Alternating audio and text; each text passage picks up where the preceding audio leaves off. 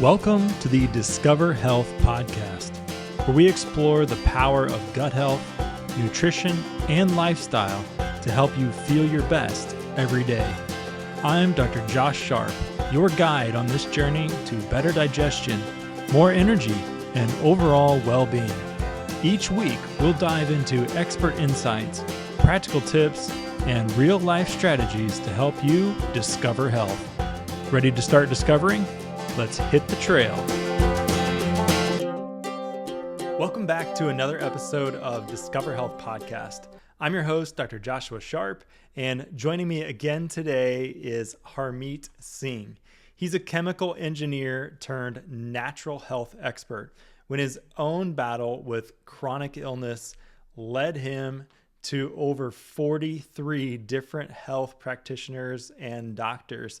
And when he finally got well, he discovered that he had to become a health expert himself so he could help others who were struggling with similar issues of chronic illness. And so today is the exciting conclusion of our discussion on mold and mycotoxins with some practical insights on how to protect yourself and how to improve your health if you've suffered with mold illness yourself. So today's episode, again, is part 2 of the discussion on mold and mycotoxins with Harmeet Singh.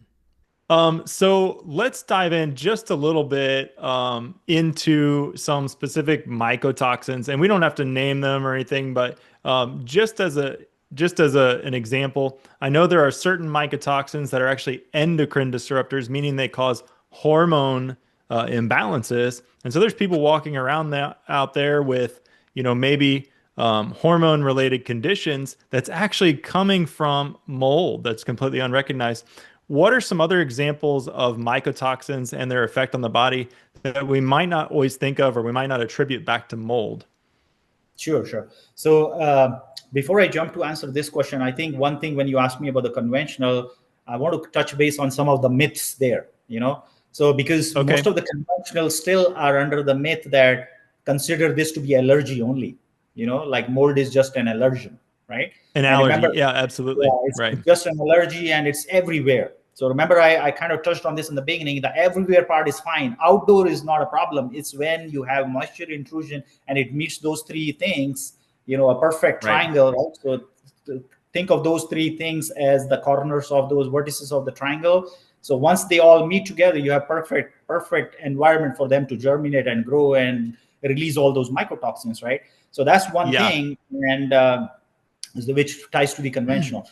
Okay, and so so on the mycotoxin side, so mycotoxins are poisons that these different mold species generate, and they do this to basically that's their defense mechanism for other mold colonies. It's like, hey, it's my area. I don't want other colonies or other species to kind of take over. So that's how they release those mycotoxins. Okay. And then the other trigger, this is what I learned from Dr. Klinghardt. And he mentioned this, that EMF is a strong trigger for those mold species. Remember, back in those decades ago, there were mold species, but there were not that many mold illnesses. And so he pointed out, and I think I agree 100% that, with the EMF presence everywhere, it's like a toxic soup that we are living in now. So with those, and he showed that it triggers the mold mycotoxin growth 600 times. Okay. So imagine real quickly for people that may not know, EMF is electromagnetic frequencies or electromagnetic radiation. This could come from things like just electricity, the electric wires emitting electromagnetic field from your walls or lights. Yeah. It also comes from radio waves. It could come from cell phone waves. It can come from sonar. It can come from radar. And as he's talking about, with all the different, all those waves are now in the environment, which they weren't before. It changes the way mold is actually growing and replicating. So see, exactly. Thanks for pointing out and clarifying, what's the EMF. And then your microwave in your kitchen, okay, that's one very powerful, strong EMF source. And then your washer in the laundry. So anything that spins faster. And then, on the functional medicine side or for the mold, indoor air quality, people say you got to put air purifiers in your rooms, in your bedrooms, right? And your living room. guess what? It also spins. The faster it spins, the more EMF it generates. So basically, we need those purifiers. But then, if you happen to be a EMF canary, you're not going to like the effects that it produces. Right. From the EMF side. Okay. So back to the mycotoxins. So those are the two triggers, right? So you have these, and then we happen to be sandwiched in between, right? So now what happens is there are different species. So not all mold species are toxic, but some of the mycotoxins, which these species generate, and the labs measure these specifically. And I'm going to quickly touch on some of these, right? So like Real-Time Lab, and then your Great Plains, which is now Mosaic Diagnostic. And then you have Vibrant America, so those labs, they measure these specific aflatoxins. Okay. So aflatoxins come from these species of Aspergillus. Okay. And we're gonna keep it at a low level rather than dig deep into different. Okay? So most of the Aspergillus species, they generate these aflatoxins, and they are toxic to liver. Okay. So hepatitis, okay, is liver cirrhosis. Okay. So these liver cirrhosis, So medical literature is linking all these. And so they primarily attack your liver, kidneys, and even lungs. Sometimes people have that burning lung sensation, so you can ask a mold canary and they will tell you, they'll nod the head right away that, man, what he's saying is correct, And then next is ochratoxin. So ochratoxin is nephrotoxic. Okay. And you will find this is the toxin. Ochratoxin is the first toxin, mycotoxin, that will come in people. The labs will find the most common. Okay. Yep. And it also comes from Penicillium species. There is some Aspergillus species also which spit out this. Okay. And it's mainly impacts the kidneys. Really, it's a hard hitter for the kidneys. And it's also to some extent hepatotoxic also. Okay. And then the third category, so I'm kind of bridging this all. We can talk in detail, but to bridge these all, lump these all different under, just the main category, right? And then you have the trichothecenes. So those are which people, call stachybotrys, like black mold, in other words, right? So those create, and there are different mycotoxins from the stachybotrys, and lab measures these. Okay, I'm going to name a few. Roridin. Okay, then there is the virocherin. Okay, cetrotoxin, and these create more systemic issues also. Like, remember, we earlier touched upon not just GI issues. You could have skin issues, vision issues, breathing, right? And then sinus congestions and all. So even though the research is kind of categorizing them and all, but I, as a practitioner, I don't tie it like, hey, if you have this, it means your symptoms are only in those areas. Okay, so, but I'm just saying this because this is where the literature is kind of published literature points out which mycotoxin impact what, systems, organ systems, right? Right. And then there is gliotoxin. Okay, so gliotoxin is also from Aspergillus species, but different species within the Aspergillus family, like Aspergillus niger, Aspergillus flavus, and these are immune dysfunction triggers. Okay, and the medical literature even points to tumors in the brain and lungs tied to the gliotoxin. Okay, and the last category I want to touch base real quick is zearalenone. Okay, right. So those are fusarium species, and these are hard hitter for reproductive health. Okay, and so there's a lot of studies on the animals. So these came from animal studies data, in the medical literature. So reproductive issues, and from there they kind of extrapolated it to the human side, saying, hey, there's low sperm count, inability to ovulate. Okay, early puberty in the girls. So all these are tied to this microbiome. So basically, these are the thing is, it's what their labs are able to measure right now. So that's why, when people say, hey, am I only dealing with these? I said, no, those are just what labs have the technology to measure. There are so many unknowns in this. So there was a research that came out, I think in 2018, I believe, where it was a amazing work done by Dr. Neil Nathan and then Beth O'Hara. And they came out with a table which you can find online, where it is like which binders can bind which mycotoxins. Okay. Yes. So So then they used to tie, and they call it precision mold cleanse. Mycotoxin cleanse, detox.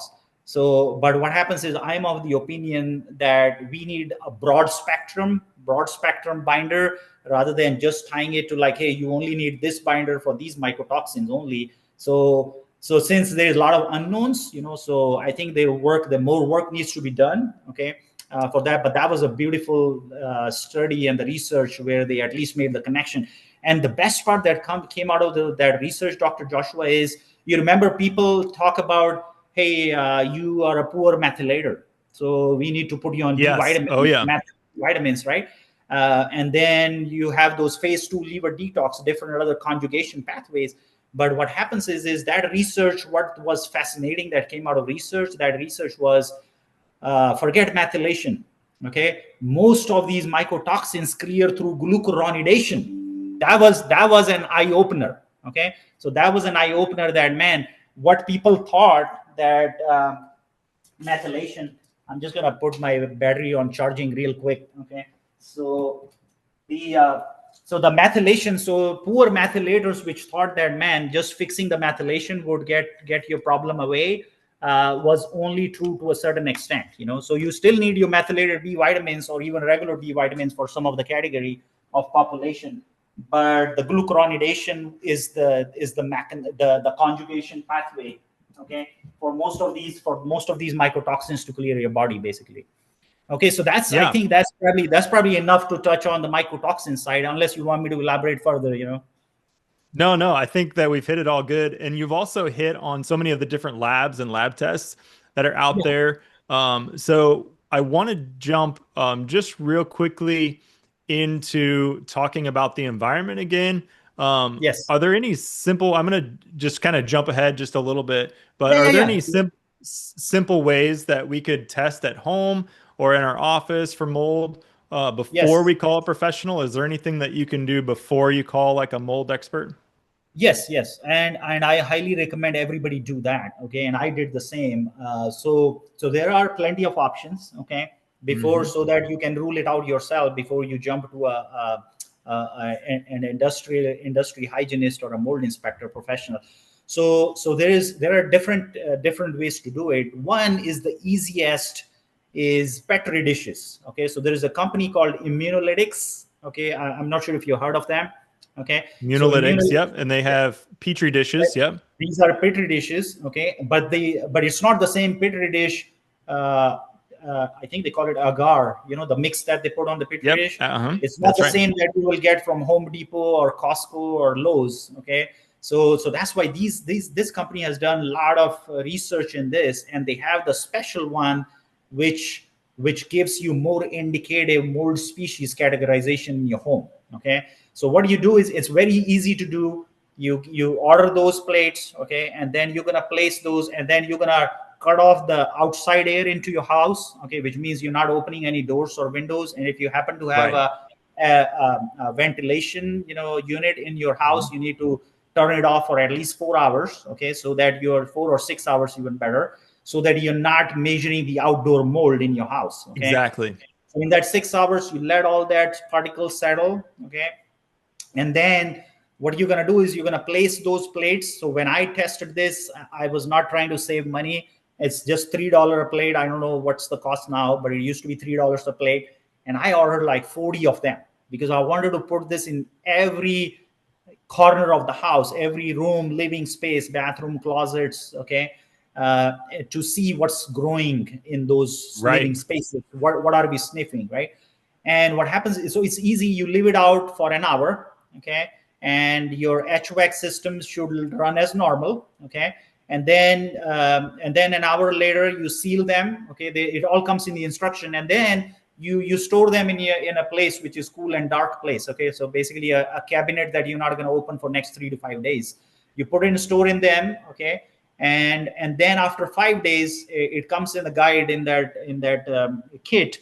You're comparing the mold colonies growth. So it basically looks like those circles on the petri dishes, and those are Yeah. mold colonies, because mold itself is not visible to the naked eye, right? Mold spores. So but when they grow as a colony, then you can see. And then the ones which grow more than, where you see more than like 5 circles, You send those to the lab, they will analyze it for you, and you need to send it by day 5th or day 7th, because it needs to be in the lab within the 10 days window, so that they can analyze those. And then they do an amazing work, on the lab analysis, and then give you a kind of a complimentary call. Okay, and then they go over what the findings are, and they will tell you and guide you through that. So that's the cheapest and easiest method, number one. Okay. What was the name of that lab again? I'm going to put a link to this lab Yeah. down in the description of the podcast. What's the lab Sure, again? sure.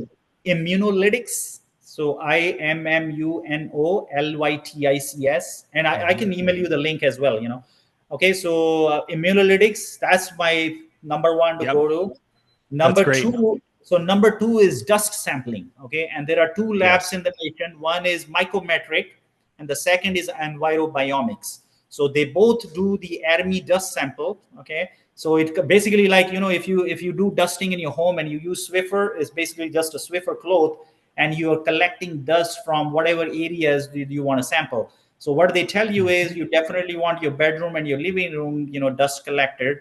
And then all you're doing is collecting dust from horizontal surfaces. Okay, don't worry about the vertical, and keep a separate cloth for your HVAC system. Okay, so for the HVAC return, use a separate cloth. So if it's upstairs, use a separate kit for the upstairs, use a separate kit for downstairs. If you have only one, then one cloth is fine, because it will be a composite dust sample.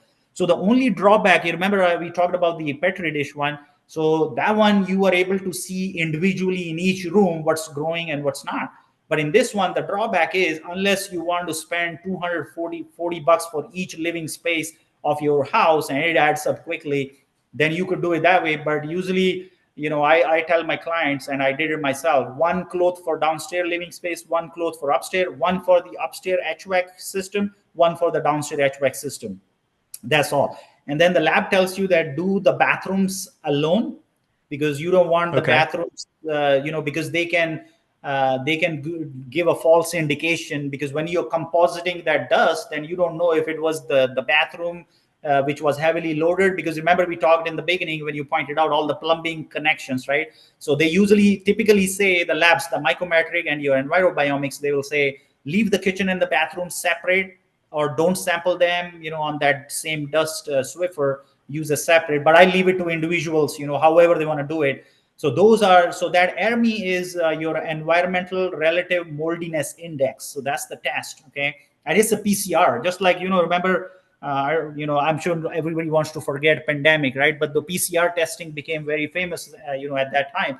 So it's the same concept, and they are looking at 36 speciation, okay, of those mold species, and they divide them into group 1 and group 2. So group 1 is toxic molds, commonly water damage, mold inside indoor space. Right. You have group 2, which is common outdoor molds. They could be indoor, but commonly outdoor molds. Okay, so all that is great data. Okay, but where I don't agree with the ARMI test is the score. Then they do a score. So what they do is, it's a logarithmic, group 1 score, group 2 score, then they subtract the two, and they say, here's your score. So basically what they're saying is, if you have enough non-water damage molds, so a lot of population of those, like the outdoor mold, but it's not water damage, and you have whatever water damage they measured, they cancel the effect of each other. That is where I differentiate. Like, man, don't do that.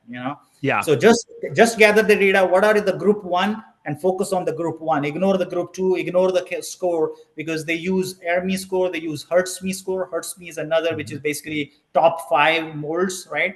So that's so in ARMI, so you collect that data before you even hire a professional. So those are basically 3 labs, so Mycometrics, Envirobiomics, and then your immunolytics. So those are the labs everybody has access to. You don't need order from your practitioner to get those kits. You can order those yourself. And Absolutely. I highly recommend, just like it's like an annual blood work for your home.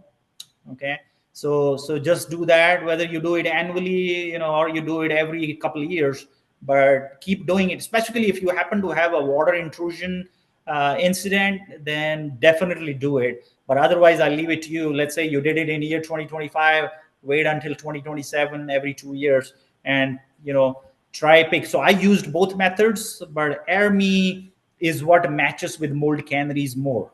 Okay, because what happens is the petri dishes will miss out because they are not measuring mycotoxins and all, right? They're saying, hey, these are the mold species in the house, but they will be able to tell you the localized source, right? Which room has the highest growth.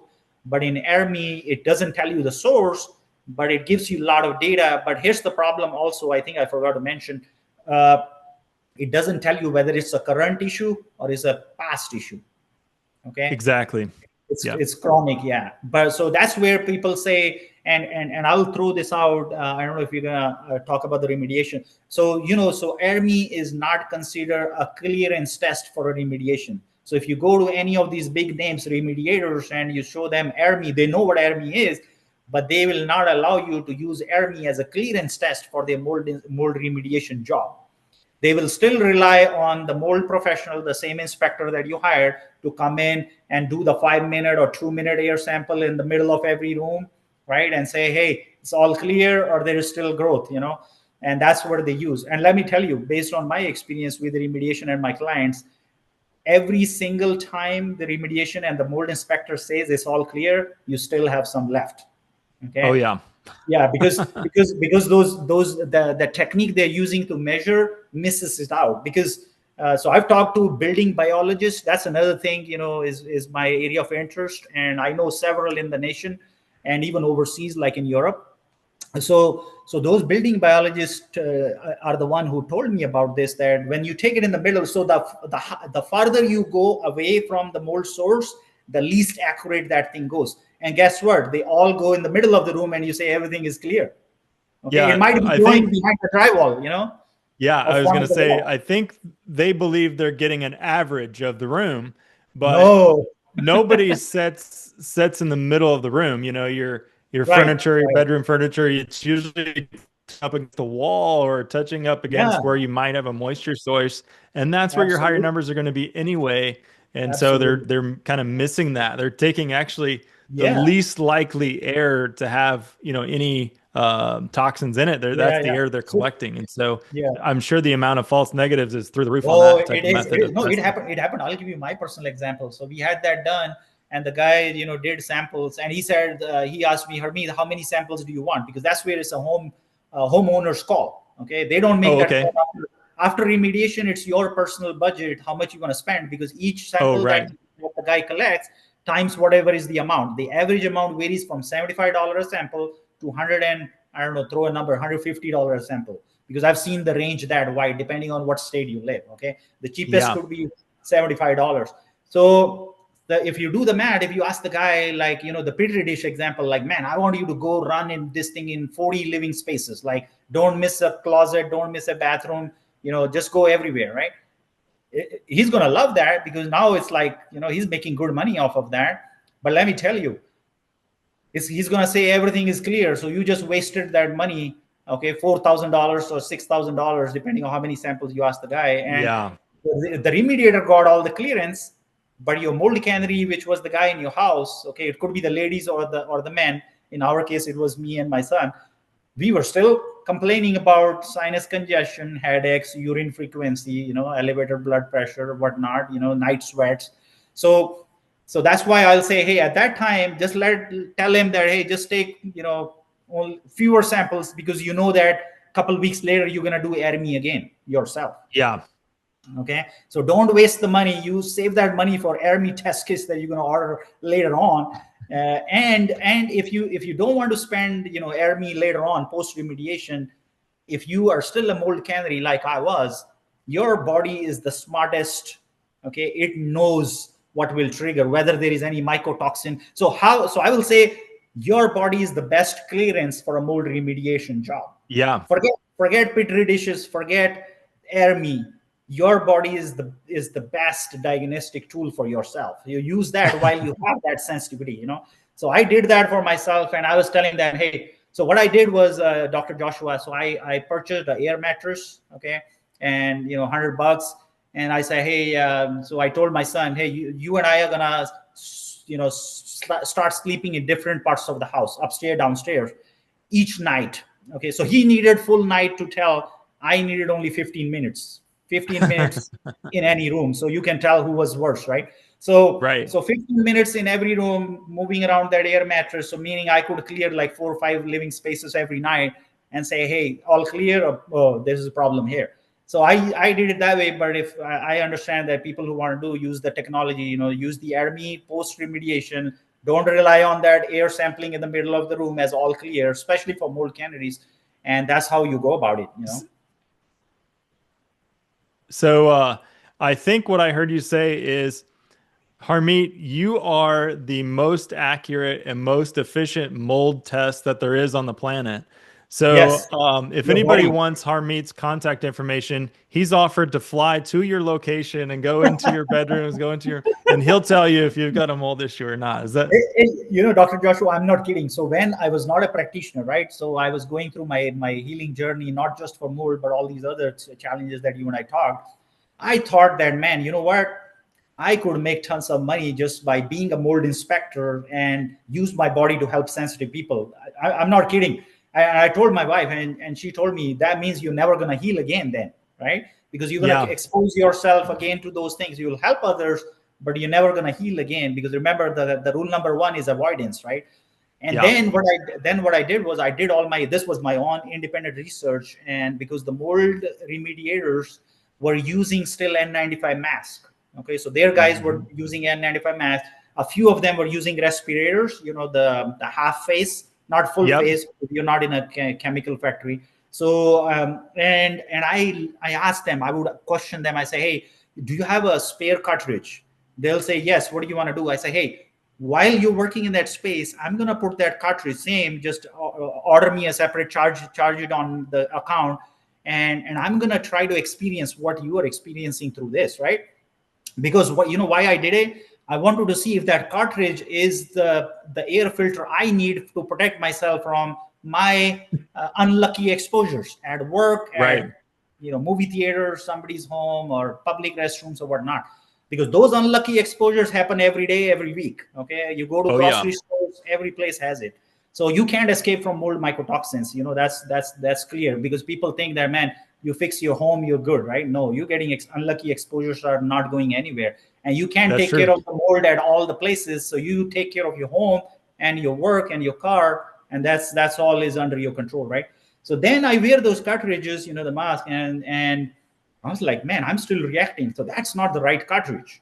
Okay, so remember I told you my body, when was a mold canary, it was telling me this is not the right cartridge. So I told the guy, hey, how many types of these cartridges come in? So this was a company called 3M, right? 3M manufactures All all these kinds of, kind of yeah. respirators, right?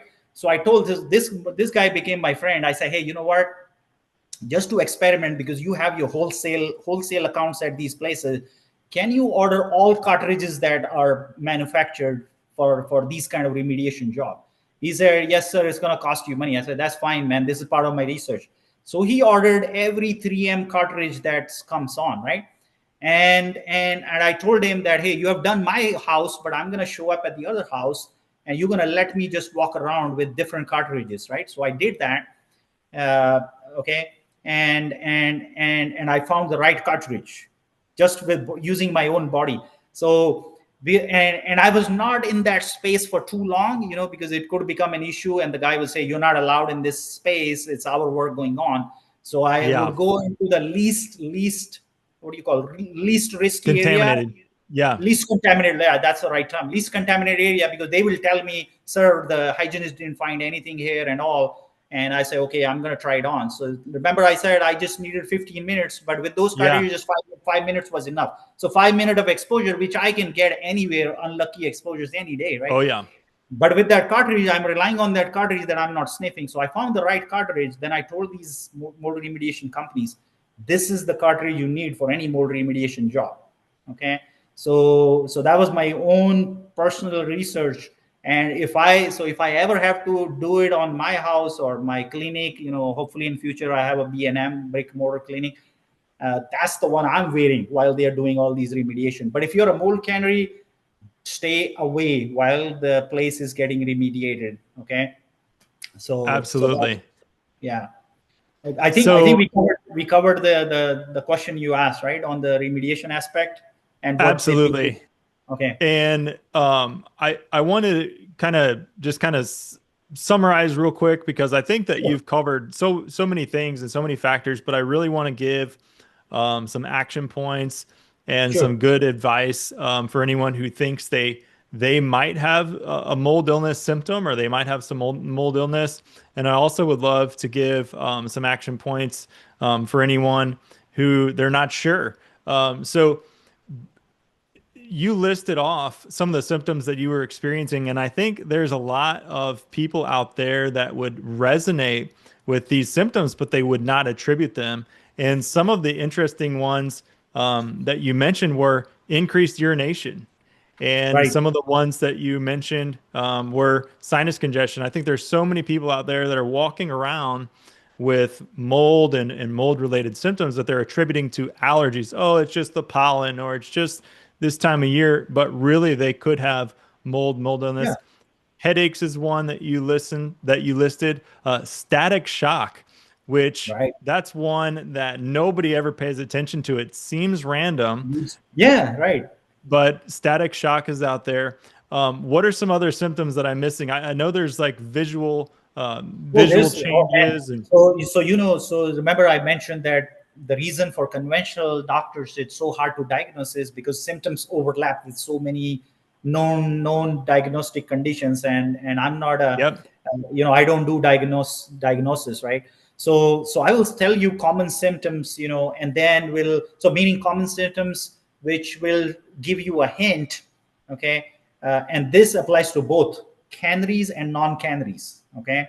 Yeah, So so mold canaries and non-mold canaries. Okay. no, yeah. So these guys. So let's say you walk into a hotel or your friend's place, your coworker or your workspace. This is a new job you got hired on, and this is your day one, right? Whether you're a mold canary or not a mold canary, right? So if you get nauseated, that is a clear indication. Okay, Yeah. like you didn't take and you didn't start a new supplement, you did your day normal, and you happen to, and this happens often at restaurants. Okay, you're at a restaurant, you're having your food, and in the middle or in the beginning you just took a trip to the restroom. You say, hey, I'm just gonna go, I'll be back. You sniffed really nasty mycotoxins in that bathroom, you came, and now you ordered your favorite item of the menu, and you're feeling nauseated. Okay, that's Yeah. a clear indication that you just got exposed. Okay, and sinus congestion you already mentioned. Blurred vision happens in both non as well as, I mean, non canaries and canaries. Blurred vision, because what happens is those mycotoxins, remember I told you that sinus, and you have sinus space behind your eyes, and that's immediately impacts because these are zero point 0.1 microns going through right straight. And then sometimes you get a red dot in your eye. Okay, that's also, unless you have something else going on at the same time, these are clear because this is more present in kids.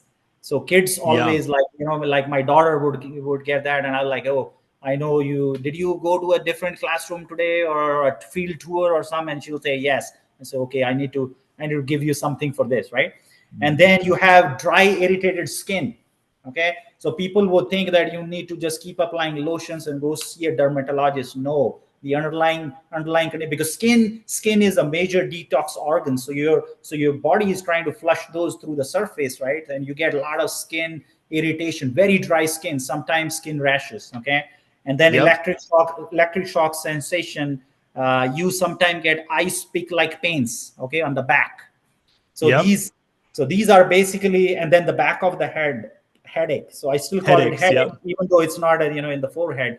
So these are clear signs for both, whether you are predisposed, genetically susceptible or not. So these, and then some of the ones which are well published in the medical literature, you have joint and muscle pain. You would wake up, you were totally fine going to bed, had a nice dinner at that place or a day one at work. You loved hanging out on your day one with all your colleagues, and now you woke up with stiffness in your joints. You're wondering what happened. You need to go see a rheumatologist, right? And but no, it's basically you just got exposed to some nasty toxic mold. Okay, and Yep. then I forgot to mention, a lot of brain fog. You're Brain like, man, fog, that's a big one. Yep. yeah, like the day one, you got, I'm picking the guy on the day one or the new job, because it's like, man, he got introduced to, let's say, 50 people, okay, and now he's having hard time remembering the name of the guys. It could be manager or co-workers in the same team. I'm like, man, hey, I'm bad at names. Then you throw a excuse like, man, I'm bad at names. It's actually brain fog going on behind the scene because Yep. of, and most of the time it's mold mycotoxin triggered, but Lyme could be also. But I'm talking about the guy who showed up on day one, didn't have any other symptoms, but all of a sudden now these symptoms are starting to show up, right? And then you have the GI symptoms which come later on, okay, or could be in a 24 to 48 hours. You have constipation, okay, diarrhea, right, and could be sandy grainy stools, okay. So those things come on, and then chest tightness. You could have chest Yes. tightness, okay. People And feel that. I've heard people say that they feel like pressure on their chest or like a yeah, heaviness on their heaviness. chest. And guess what? That's what made me go to a cardiologist. Okay, Yeah. remember you heard me in my story, and the guy ran EKG and all these things, and even a thorough blood work to find out all about the cholesterol at work, and couldn't find anything like what's going on. Yep. Same thing, Yep. elevated blood pressure. So all of a sudden your blood pressure is fine, and now you have elevation in your blood pressure. You're running. You used to be a guy 120/80, and now you are at 140 and 93, and you're wondering like, man, I didn't change my diet and my exercise is the same. I didn't buy a new house or a new car. What's going on? It's mold illness could be behind that. And again, Yes. remember, Yeah. I want to point out that it's not the only cause. There are causes, but since we're talking specifically mold illness, and then shortness of breath, right? So chest tightness, shortness of breath doesn't happen in every time, but hey, it's one known. Then you have muscle pains. I used to get muscle pains also. I was like, man, I didn't go to the gym. You think like you didn't go to the gym for 3 weeks or even your personal workout in your garage, but all of a sudden now you have these muscle pains. I'm like, what went wrong?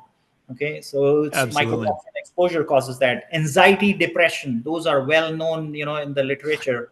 Okay, and then fatigue. Okay, and then you have these irritability. Okay, so especially in the kids, like you might think that, man, this is like a growth spur, right? Your pediatrician of your kids might say it's just a growth spur. No, sometimes it's not the Growth growth spur. spurt. Yeah. It's what's your kids are sniffing in the school. Okay, Yep. it's like you sent your daughter or your son to school happily in the morning, they come irritated and like, man, what's going on with them. Even though the conversation you're having is nice and warm, but their response is not the normal way, right? And it's like, man, what happened? You're writing email to the teacher or whatever you're trying to find out, but it's actually the bathroom or the HVAC in the room itself, the vent throwing mycotoxin all those kids in the classroom all day long, right? Absolutely. Okay. And then Um, night sweats is also commonly missed, because you would think, man, it's like a estrogen mimic, like and then heart palpitations. Okay, so heart Yep. palpitations, that was also one of my issue. Okay, and I was Yeah. like, man, what's going on? So that's reason for to go to the cardiologist for thorough examination. But he asked, they ask you all the thorough history, and like, man, it doesn't happen all the time. It just happened. And he's like, hey, uh, everything looks okay. Let's check up again in next year, right? And then being a mold canary, by the time I became mold canary, I was like, I'm just gonna pay attention to where I go, make notes. I went there, ate at that restaurant, went to this friend's house, watched a movie in this theater, or whatever, wherever you're going, whatever your whereabouts are, and list down symptoms you experience, after that visit, and you will be able to make that connection. Remember I said your body is much smarter than any diagnostic tool a practitioner can offer you. It doesn't matter what field of medicine. Okay. And then oh man, this used to bother me, burning lungs. Okay, so this was a workspace issue. So commercial buildings, and I was like, man, what's going on? Okay, and until I cleared up the things which were triggering it, I was able to go through that same space and no burning lungs issue, right? So people call this as mast cell activation syndrome, right? Which Right. we didn't get a lot of time to talk about, but I can touch it, in the beginning, in the ends. So basically, dizziness is also another factor, And so, I mean, if you have to use one word to kind of put it all under umbrella, any unusual pains in your body. Okay. Yeah, Because which is it's why it's so difficult to to diagnose, to to diagnose. properly assess and figure out Yeah, what the real issue is. But that right. also leads into our next point, which So is, you know, just one thing. So okay. sensitivity to bright light.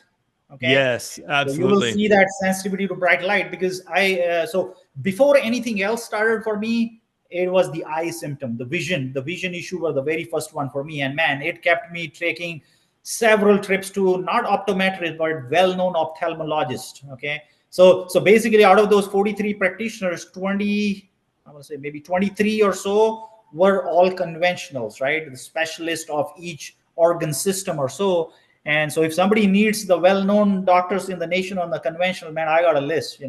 So that way you don't have to do research or read their Google reviews or anything.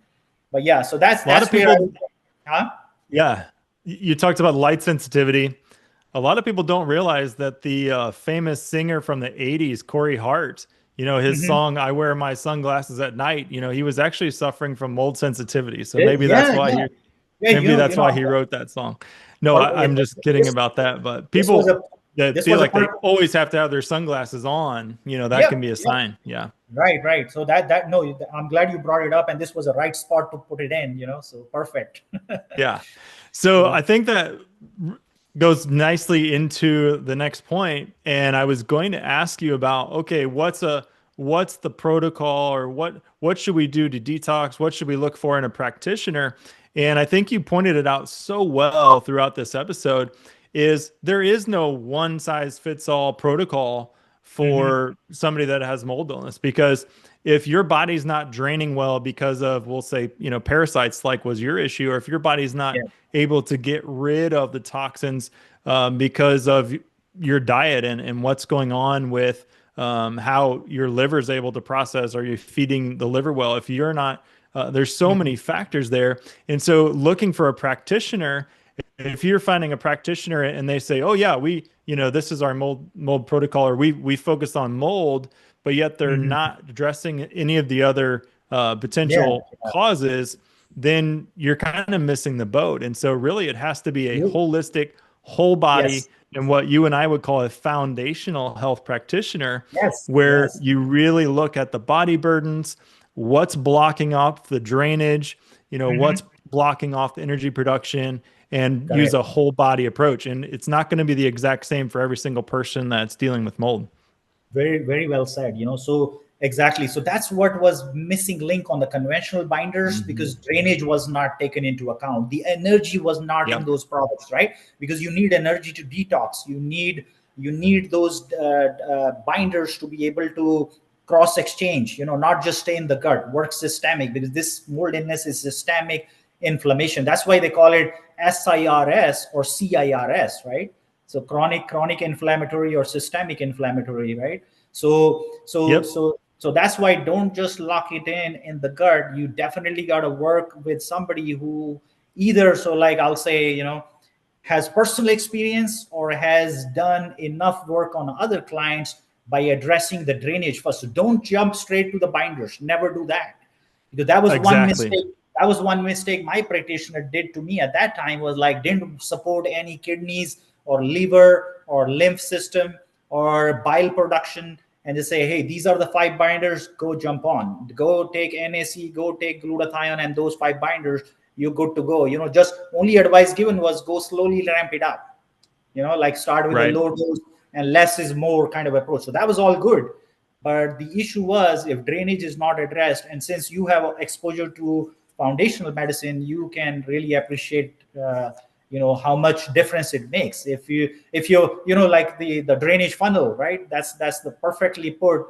So because that's what was happening to me and some of the other patients that I was talking to. They have those support groups, and I was like, man, I'm dealing with skin rashes, skin issues, and then immediately I take those binders and man, diarrhea, you know, which is so if you ate something and you took a supplement and in 30 minutes, less than 30 minutes, you have a diarrhea, it's mast cell, perfect example of mast cell activation. Okay. So So I was like, man, it's not. So basically, to address that sensitivity, the mast cell activation part, stabilizing those, and then so working on limbic system, stabilizing the mast cells, opening up the drainage channels before you bring on binders. So that's what the Absolutely. foundational medicine approach is very well laid out, because they are only putting you on a very gentle multi-purpose binder, right? And it does work great on mycotoxins, okay? But their main intent in the very first step is not picking up mycotoxins. That comes further down the road. So Right. yeah, so I think that's probably, hopefully it covers the aspects that you're looking for in this question. Yeah. Absolutely. Well, thank you so much for taking the time and sharing some of your expertise with us. And if somebody wanted to connect with you, if somebody wanted to learn more about what you do and how you work as a practitioner, I'm going to actually put a link in the description of this episode Sure. down below. But do you have a quick link or anything people could go to, or an email address if somebody wanted to learn more about you and what you do? Yeah. So I'm right now a word of mouth guy. So so the hunts of clients that I have helped with different toxicity and different Hmm. chronic health illness issues. It has always spread by, hey, so let's say if I fix this family, they told another family, hey, we found the practitioner that we were looking for. So far, I mean, I have the website URL, but it doesn't have all the content loaded up. So in short, the quickest way to reach me is my practice better link, which I will send you so you can post it there. And then Okay. email address, okay, and then the phone number, which I can give you right now, so that people can either call or text, okay. And Okay. I'll put it in the chat as well for you. So if you want to get hold of me, call or text 713-489-3330. So 713-489-3330. Right. So call Got or it. text that number to schedule a consultation, and that consultation could be about any of the chronic illnesses, or it could be even sometime I get consults about, hey, we found mold in the house and we are lost in the next steps, right? So it just as a consultation, like, hey, as a bridge between the mold inspector and the mold remediator, like, hey, watch out for the chemicals they're going to use, and hey, stay away from all these names that they conventionally use, because I don't want them to feel worse than they are already, specifically Yeah. the chemically sensitive folks. So remediation companies are well aware of that. So there are some which cater to just those chemically sensitive clients, which have given a tag name by the conventional MCS, multiple chemical sensitivity. So yeah, so I can help there as well. And then, like you mentioned in my bio, all different areas, so however, so feel free to reach me at those contacts. And I look forward to helping as many clients as possible. Thank you so much, Dr. Joshua, for having me on this podcast. It was great talking with Absolutely. you on this fascinating topic. Thank you.